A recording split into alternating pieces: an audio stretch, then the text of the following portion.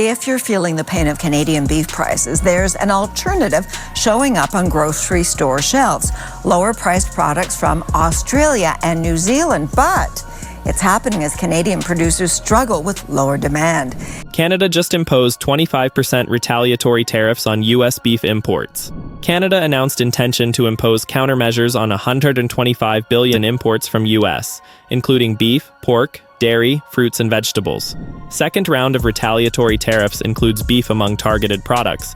Canada implemented 25% tariff on U.S. pork and poultry immediately, with beef to follow in coming weeks. Agricultural commodities and processed food on Canada's retaliatory list amount to $5.5 billion in U.S. exports. But here's the problem. Alberta farmers are erupting because Ottawa's retaliation is destroying them, not helping them, making everything worse. I'm going to break down exactly how Canada's retaliatory tariffs are backfiring on Alberta's beef industry, why blocking U.S. imports while Trump blocks Canadian exports creates a death spiral for producers, how Alberta's integrated supply chain depends on cross-border cattle movement, and why Premier Danielle Smith is blindsided by federal policy that's crushing her province's biggest industry. Subscribe to this channel right now if you want to understand how Canada's tariff war is destroying Alberta's $3.1 billion beef industry. Let's start with the tariffs. Trump imposed 25% tariff on virtually all Canadian goods February 2025, heavily impacting beef and canola. U.S. is Alberta's largest export market for agricultural products, $8.8 billion in 2023. Alberta's leading agricultural exports to U.S. in 2023, beef at $3.1 billion, crude canola oil at $1.2 billion, live cattle at $980.2 million, $3.1 billion in beef exports, $980 million in live cattle, all now facing 25% tariffs. That's Alberta's beef industry getting hammered by Trump. Across Canada, U.S.'s primary export market for Canadian beef at roughly 75% in 2023, with Alberta being source of majority of beef exports. Live cattle and beef supply chain between Canada and U.S. is highly integrated, largest two-way trade in live cattle and beef in the world. 75% of Canadian beef goes to the United States, and Alberta produces most of it. This isn't a trade relationship, it's total dependency, and Trump just weaponized that dependency with 25% tariffs. Canadian Cattle Association and National Cattle Feeders Association beef industry would seek exemption from blanket tariffs. CCA Executive VP Dennis Laycraft, industry is incredibly disappointed by tariffs. Industry begging for exemptions. Incredibly disappointed. That's diplomatic speak for panicking, because Alberta's beef producers know what 25% tariffs mean. Alberta Cattle Feeders Association President Janice Tranberg, it's a whole lot of what if. There is a lot of concern.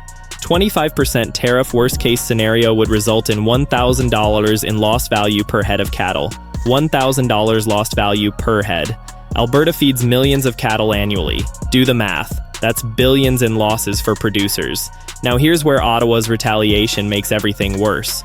March 4, 2025, Canada announced first phase response includes tariffs on $30 billion in goods from U.S. Should U.S. continue unjustified tariffs, Canada intends to impose additional countermeasures on $125 billion in imports, total $155 billion worth of products, $155 billion in retaliatory tariffs, biggest trade war response in Canadian history, and beef is on the list. List includes electric vehicles, fruits and vegetables, beef, pork, dairy, electronics, steel, aluminum, trucks, and buses. Among products covered by Canada's retaliatory list, agricultural commodities and processed food amounting to $5.5 billion in U.S. exports to Canada.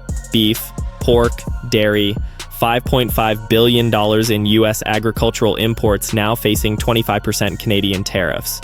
Ottawa thinks this protects Canadian farmers. Alberta producers know it's a disaster. Here's why. The tie. Alberta feedlots fattened on subsidized U.S. corn imported to Feedlot Alley in southern Alberta. Alberta feedlots import calves from U.S. to be fattened in Canada and slaughtered by Cargill and JBS plants. Beef they box goes back across border to United States. Read that again. Alberta imports U.S. feed corn, imports U.S. calves, fattens them in Canadian feedlots, processes them in Canadian plants, then exports the beef back to America. Alberta cattle fattened on large volumes of subsidized feed corn from United States, some sent back across border to be slaughtered in U.S. plants. This is how Alberta's beef industry works. Cattle cross the border multiple times. Feed corn crosses the border. Processed beef crosses the border. It's one integrated North American supply chain. Cattle production requires multiple trips back and forth across 49th parallel. Having duopoly on beef packing in Alberta, Brazil-based JBS in Brooks and US-based Cargill in High River, means captive supply of cattle.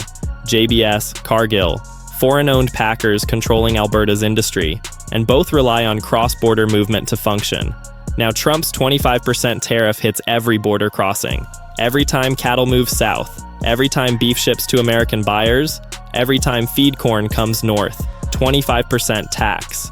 And Ottawa responds by taxing U.S. beef imports at 25%, making Alberta's situation worse, not better. Western producer, Alberta Premier Danielle Smith announced provincial government will avoid purchasing U.S. goods including alcohol, $292 million in U.S. liquor sold last year in Alberta. Smith has supported Trudeau's response to Trump's tariffs. Smith supported federal retaliation initially, stopped buying U.S. alcohol, backed Trudeau's $155 billion tariff package. But Alberta beef producers are furious because Smith doesn't understand how her industry actually works. Smith spoke with beef exporter in southern Alberta, who owed hundreds of thousands of dollars for 3 days tariffs were in place. Reprieve would require another load of paperwork for products not tariffed but not registered. Hundreds of thousands owed in 3 days, exporters bleeding cash. And even when tariffs pause, producers face mountains of new paperwork for exemptions. Now here's the economic model. Equilibrium displacement model. 25% tariffs on all U.S. imports of cattle and beef from Canada causes small impact on feeder cattle export volume, but prices decline 16.5%. Total production of fed cattle in Canada declines 2.5%. Exports of fed cattle decrease 18.6%. Price of fed cattle 22.6% lower. Fed cattle prices down 22.6%. That's not a correction, that's a collapse. Producers who were profitable at $2,000 per head are now losing money at $1,550. Model finds tariffs cause retail beef prices in Canada to decline 22.7%, yielding 13.6% increase in beef consumption in Canada. Canadian consumers benefit. Beef prices drop 22.7% because exports blocked. Canadian producers get destroyed.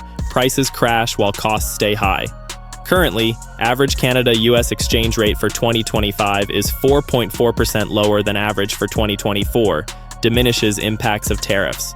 With 4.4% lower exchange rate, 25% tariff becomes equivalent to 20.6% tariff. Even with favorable exchange rates, tariffs are devastating, and Ottawa's retaliatory tariffs on U.S. beef make the domestic supply situation worse. Here's why farmers are erupting. Dalhousie analysis, U.S. Department of Agriculture data shows 8 out of 5% drop in beef and pork exports in early 2025 compared to 2024.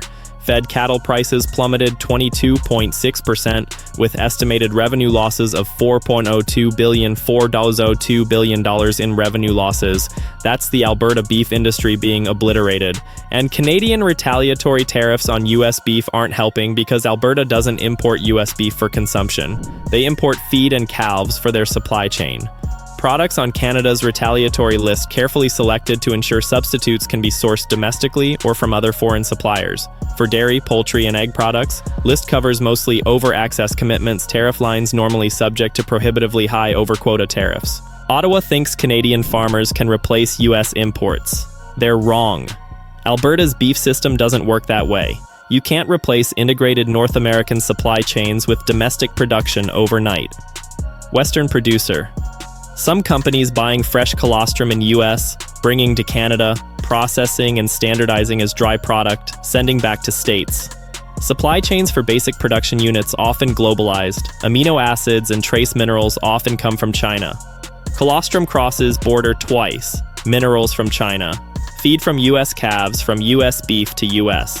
Every input and output crossing tariffed borders. National Beef Show Association executive. We've become accustomed to working together. We have become very much North American beef industry. North American industry, not Canadian, not American. Integrated. And tariffs are shattering that integration. Alberta beef producers began annual general meeting the day Trump's tariffs kicked in, declined interviews but issued brief statement assessing details.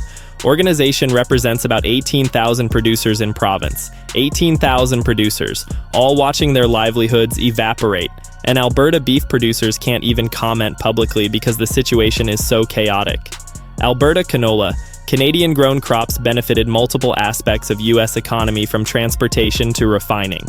We'll continue to work to ensure value and importance of mutually beneficial trading relationship is well known. Mutually beneficial relationship. That's what Alberta had. Beef and canola industries built on American partnership, and now both are being destroyed by tariff war neither side wants. Farm Credit Canada chief economist J.P. Gervais. Diversification is nothing new. We've been talking about diversifying exports away from United States for a while. But bottom line is diversification in practice is difficult to achieve. Exactly. Politicians talk about diversification like it's easy. Just sell beef to China instead of America. Except China banned Canadian beef in 2021 and never lifted it. December 2021, China suspended beef imports from Canada after atypical case of bovine spongiform encephalopathy, BSE, in Alberta cow. Philippines and South Korea quickly reversed trade restrictions, but China did not. China banned Canadian beef 4 years ago, still banned. So where exactly is Alberta supposed to diversify exports to? March 2024. Canadian Food Inspection Agency visit to China yielded no results regarding beef ban. China cited need to conduct risk assessments, importance of protecting Chinese consumers, lack of internal resources to deal with large volume of market access requests. China refuses to lift ban, despite Canada providing all technical information. Despite no new BSE cases since 2021. China just doesn't care. Canada Beef activated Adjusted Adaptive Plan in February to address potential U.S. tariffs. Will participate in 16 major food industry trade shows in multiple markets between February and October. Canada Beef scrambling to find new markets. 16 trade shows. Dubai, Japan, Mexico, Vietnam, Taiwan. Desperate to replace U.S. buyers. Events included Gulfood 2025 in Dubai, Supermarket Trade Show in Japan, Expo Carnes and ANTAD in Mexico, Food and Hotel Hanoi Show in Vietnam, creating new export sell sheets to help promote cuts previously exported to US and other markets, trying to convince Vietnamese buyers to purchase Alberta ribeyes, Japanese retailers to stock Canadian sirloin. Good luck, because those markets have existing suppliers who aren't facing tariff chaos. U.S. administration moved to delay implementation of tariffs on beef to April 2nd after Canada imposed retaliatory tariffs on $155 billion worth of imported goods. Situation between governments was fluid when column was filed. Tariffs delayed, then reimposed, then paused, then threatened again. Producers can't plan, can't price cattle, can't lock in contracts, total chaos. Now here's the political dimension. Premier Danielle Smith called Canadian oil and gas products a trump card and secret weapon in trade dispute. Said US will need to import Alberta products to meet goal of energy dominance. Smith thinks oil is Alberta's leverage. She's right. But she's ignoring beef because oil gets headlines, cattle don't. Smith said aid programs in response to tariffs should come from federal government, which would collect any extra revenue from retaliatory tariffs. Province unveiled budget with projected $5.2 billion deficit and $4 billion contingency fund to respond to tariffs. $4 billion contingency fund. But no specific program for beef producers losing $4.02 billion in revenue. Smith expects Ottawa to help. Ottawa expects provinces to manage. Smith spoke directly to Albertans, noting road ahead would be bumpy, lined with job losses, inflation, and potentially big provincial deficits if tariffs remain prolonged. Bumpy road ahead. That's the understatement of the century for Alberta cattle ranchers watching their industry implode. Alberta government officials will work with grocery stores to help label Canadian products and ask shops to purchase from Canadian vendors where possible. Substantial advertising campaign encouraging consumers to buy Alberta products. Buy Alberta campaigns. Great. Except Alberta exports 75% of its beef. Domestic consumption can't absorb export volume, especially when domestic beef prices crashed 22.7%. Alberta Beef Producers Chair Doug Roxburgh. When we did zone meetings, key takeaway was need to open borders interprovincially. Interprovincial trade moved to forefront with provincial agriculture minister and federal level. Interprovincial trade barriers. That's what Alberta beef needs fixed. Can't even ship boxed beef freely between provinces. And Smith is focused on U.S. alcohol boycotts. Roxburgh. Important we start to focus on seeing trade within boxed beef happen more east-west, and not solely focused on moving beef north-south. East-west trade, selling Alberta beef in Ontario, Quebec, Maritimes. Makes sense. Except provincial regulations, inspection standards, and transport costs make it expensive compared to U.S. exports. Roxburgh focuses on improving business risk management tools, especially for youth trying to get involved in beef production. Work on programs like moisture deficiency insurance, livestock price insurance, agri-stability, risk management, insurance, subsidies. That's what producers need, not tariff wars destroying their export markets. Here's the consumer impact. Dalhousie, Consumer Price Index shows food from stores increased 3.9% January-April 2025, fueled by tariffs. Infant formula increased 6%, coffee 10%, some beef cuts 13%. Wait, beef prices up 13% at retail, but producers getting 22.6% less for cattle. Someone's making huge margins. Guess who? Cargill and JBS, the foreign-owned packers. Shortages from rising costs and reduced U.S. demand limit choices and drive prices up, especially hurting low-income households. Tariffs fuel food inflation and reduce access to essentials. Consumers paying more. Producers getting less. Packers making record margins. That's the reality of Canada's beef tariff war. Food processing skills. Canada found 67% of Canadians buying more local products, 76% avoiding U.S. goods, 43% changed grocery habits significantly, 67% buying Canadian. Sounds great, except when Alberta beef can't reach those consumers because of interprovincial barriers, and when producers are losing money even on domestic sales. Dalhousie warns, if current tariffs persist, Canada at risk of long-term structural damage to agri-food sector. Rising input costs, shrinking revenues, market volatility squeezing farmers and weakening overall competitiveness. Structural damage, permanent, not temporary disruption. Alberta's beef industry getting permanently weakened because Ottawa chose tariff retaliation over exemption negotiations. Some Canadian producers already struggling with oversupply due to market disruption. Tariffs could threaten economic sovereignty and food access of Indigenous farmers who rely on cross-border trade. Indigenous ranchers, remote communities, small operators, all crushed by tariff war between governments. Here's the bottom line. Trump imposed 25% tariffs on Canadian beef exports, $3.1 billion industry in Alberta. Fed cattle prices crashed 22.6%. Revenue losses estimated at $4.02 billion. Alberta beef industry facing catastrophic losses. Ottawa responded with retaliatory 25% tariffs on U.S. beef imports as part of a $155 billion package. Sounds tough. Actually backfires on Alberta producers. Why? Because Alberta's beef supply chain is integrated with U.S. feedlots import American corn and calves, process them in Canada, export beef back to U.S. Tariffs hit every border crossing, multiple times per animal. China banned Canadian beef in 2021 after BSE case. Still banned. No alternative export markets that can absorb $3.1 billion in volume. Diversification is fantasy, not solution. Canadian domestic market can't absorb export volume. Interprovincial trade barriers prevent efficient east-west movement. Consumers paying 13% more for beef while producers get 22.6% less. Cargill and JBS capturing margins. Premier Danielle Smith supported federal retaliation. Now Alberta producers furious because Smith doesn't understand integrated supply chains. Focused on oil leverage, ignoring beef catastrophe. 18,000 Alberta beef producers watching industry collapse.